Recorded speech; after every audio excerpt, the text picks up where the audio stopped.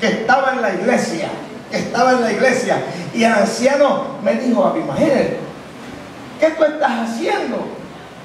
Tú tienes una congregación ahí, enseña lo que ellos trabajen, que hagan su trabajo.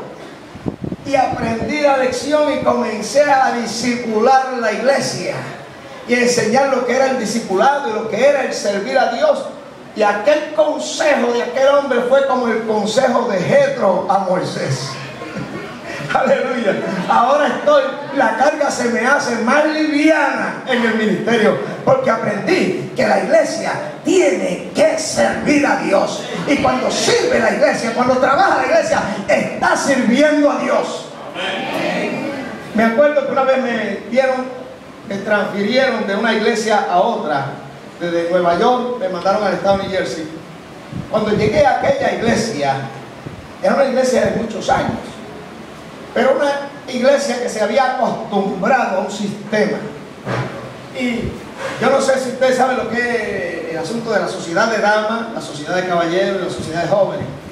Pues la iglesia tenía el sistema de sociedad de damas, caballeros y jóvenes, y se formaba un problema en las iglesias, porque las damas querían usar un uniforme, venir de un color, los caballeros venían a la iglesia de otro uniforme y todos querían venir vestidos del mismo color, que había que dar una cuota cada vez que se hacía la reunión de damas o de caballeros, que había que poner un presidente o una presidenta, una directiva, una junta, etcétera, etcétera, y que se hacía una reunión anualmente en la iglesia. Y cuando me toca a mí llegar a bregar con la situación, que hacemos la reunión, y ese tiempo era una sesión de negocios para nombrar los líderes de las damas, y siguiendo las reglas parlamentarias que se me habían enseñado en el seminario, pues yo vengo a poner mis reglas parlamentarias para dirigir la sesión de negocios en la iglesia. Y cuando comienzo a hacer la junta y la sesión de negocios, uno comienza a levantar la mano y decía: yo propongo la otra hermana, y la otra hermana bajaba la cabeza y se escondía detrás del asiento y decían: a mí no me pongan la otra, y se veían más que los dedos señalando a esta, y el otro decía: a esta y a esta. Yo miraba de allá: sí, usted. Yo no, a esta. Y toda la reunión de negocio pasándose la papa caliente uno al otro. Y ya cuando estaba finalizando la reunión, como que me entró una ira santa de eso que dicen por ahí. Me dio un deseo de hacer lo que hizo Jesús: tomar el látigo y entrarle a latigazos a todos en la iglesia. Y le dije: hermanos, se terminó la sesión de negocio, se cerró la sesión. Desde hoy en adelante esta iglesia comienza una campaña de oración, y lo estuve un mes orando. Y después que los metí un mes a orar, y era a luz apagada, y orando, y yo parecía un centinela en la iglesia. Yo no oraba, yo caminando por lado de los hermanos a ver si estaban orando. Y pasaba y me paraba al lado a ver si el hermano estaba durmiendo, y le hacía así. Pero los puse a todos a orar. Después del mes, entonces entré en una serie de estudios bíblicos, y palabras, y estudios bíblicos, y palabras. Oiga, mi amado hermano, después de los 2 meses, entonces ellos me pedían: pastor, ¿qué quiere que haga? ¿Qué quiere que haga? ¿Qué debo hacer? ¿Saben que el apóstol Pablo tuvo una experiencia con Dios?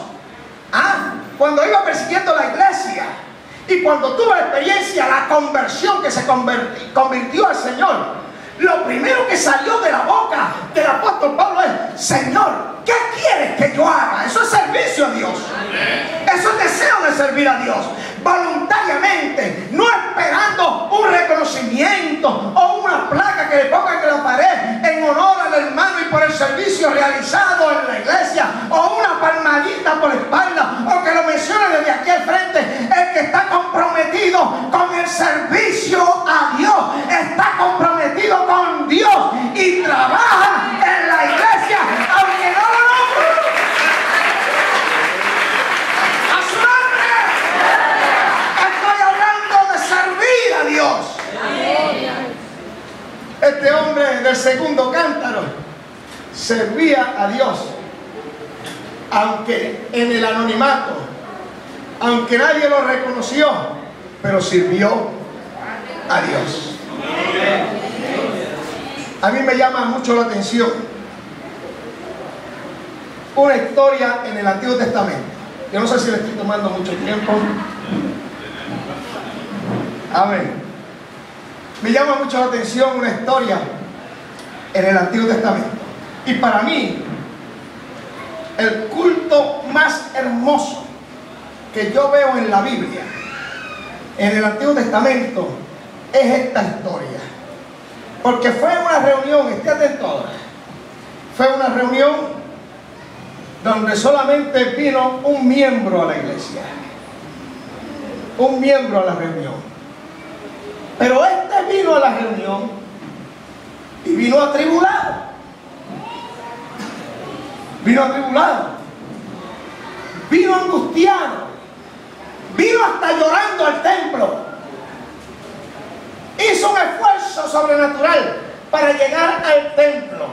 Vamos a ver si ustedes hacen su asignación en la casa. Mientras yo les vaya hablando, ustedes a ver si saben de qué estoy hablando. Pero este muchacho tenía un familiar que era rey.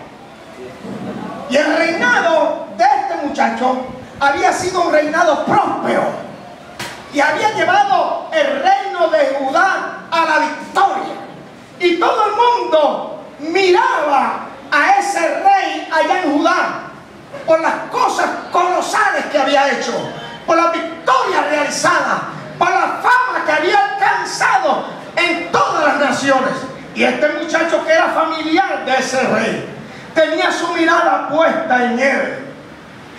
Y él estaba muy embelesado con la vida de ese rey. Un día el rey, en su oficio, parece que estaba un poquito desorientado, desesperado. Y como que los sacerdotes no llegaban a hacer su oficio, él se metió a hacer el oficio de sacerdote y a quemar incienso. Y mientras estaba haciendo ese oficio que no le correspondía a él, entienda claro, iglesia, ubíquese en el lugar que Dios le puso a usted. ¿Ok? Ubíquese en el lugar que Dios le puso. Donde Dios lo puso a trabajar, trabaje en ese lugar. No sea usted pastor si Dios no lo llamó a pastorear.